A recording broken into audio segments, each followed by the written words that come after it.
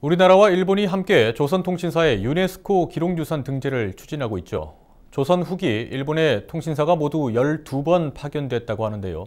이 중 마지막 통신사의 행적을 볼 수 있는 일본의 자료가 번역본으로 출간될 예정입니다. 일본인의 시각에서 기록됐고 또 다양한 그림 자료가 많다는 점에서 가치를 높게 평가받고 있습니다. 안수민 기자입니다. 1811년 300여 명의 조선통신사 일행이 일본 대마도 해역에 도착한 모습입니다. 거센 파도 속에 일본 배 수십 척이 통신사가 탄 배를 예인하고 있습니다. 또 다른 페이지에는 두루마기와 갓, 곰방대 등 통신사 일행의 복식과 소품 하나하나가 그림으로 묘사돼 있습니다. 조선시대 일본에 파견된 마지막 통신사였던 신미통신사의 행적이 기록된 진도일기. 당시 접빈관력이었던 일본 지식인이 대마도에서 2달여간 통신사를 직접 관찰하면서 기록한 내용입니다. 다른 사료에서 보기 힘든 그림 자료가 많고 조선통신사에 대한 일본인의 시각을 볼 수 있다는 점에서 남다른 가치와 의미가 있습니다.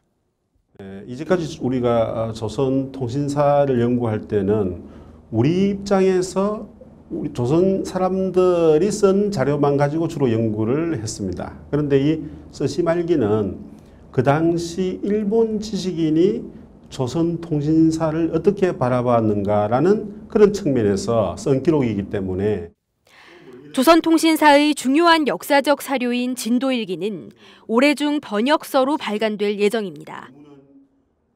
바다를 건너 진행된 한일 교류의 중요한 역사적 발자취를 기억하고 알리겠다는 취지입니다. 국립해양박물관은 책을 소유하고 있는 일본 타쿠시와 지난달 협약을 맺고 현재 번역 작업을 진행 중입니다. 번역이 완료되면 1811년 이후 통신사 파견이 중단된 데 대한 일본의 정책적 배경 등에 대해서도 보다 확실한 검증이 가능할 것으로 기대됩니다. 일본이 이제 근대화의 길로 접어들면서 이제 중국이나 조선으로부터의 문화 유입은 그다지 중요하지 않다라고 판단했던 것 같습니다. 그래서 마지막 그들이 어떻게 서양 쪽으로 눈을 돌리는가, 근대화로 나아가는가에 대한 19세기 후반 일본의 어떤 정책 변화의 한 부분도 보여질 가능성이 있다 이렇게 생각을 합니다.